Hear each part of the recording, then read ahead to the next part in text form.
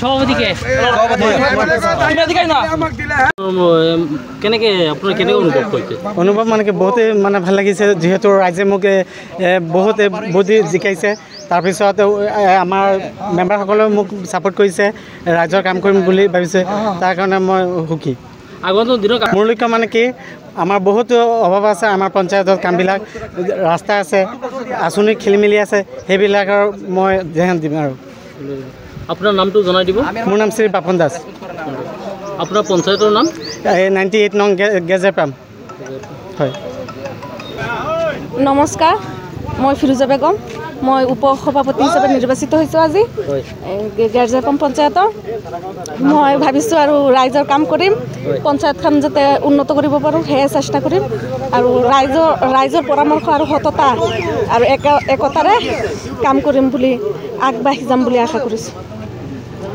এতিয়া যিহেতুকে আপোনাৰ উপসভাপতি নিৰ্বাচিত হৈছে, বহুত ভাল লাগিছে। ৰাইজে মোক জিকাইছে, যিহেতু সিহঁতৰো এটা আশা আছে ৰাইজৰ, সেয়ে মই ৰাইজৰ কাম কৰিম, উন্নত কৰিম বুলি।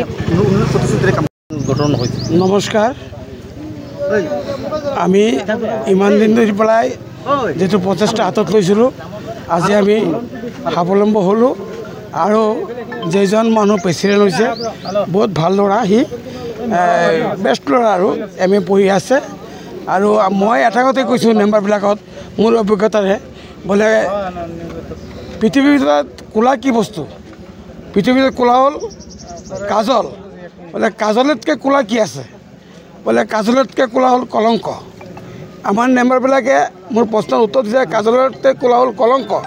গতিকে আমি 5টা বছৰ এনেকৈ চলাই নিম ৰাইজৰ কাম, যাতে আমাৰ কলংক নহয়। আমি ভালদৰে ৰাইজৰ লগত আলোচনা কৰি পেলাই কাম কৰিম। আৰু আমিও ভগৱানৰ তাত প্ৰাৰ্থনা কৰোঁ, তেওঁলোকে যাতে ৰাইজৰ সমস্যাবিলাক ৰাইজৰ লগত আলোচনা কৰি পেলাই যাতে কাম কৰে। আজি নতুন আনন্দিত হৈছোঁ। আপোনালোকে মিডিয়াৰ জৰিয়তে মই ক'ব বিচাৰিছোঁ, আজি যে ইমান দিনৰ সমস্যাবিলাক যে আজি যে এই দূৰ হ'ল, যে দূৰ হৈ পেলাই যে বাপন দাসে প্ৰেচিডেণ্ট হ'ল, সেইকাৰণে তেখেতক মোৰ তৰফৰ পৰা মই ধন্যবাদ জনাই পেলাই মোৰ চিন্মতিক মই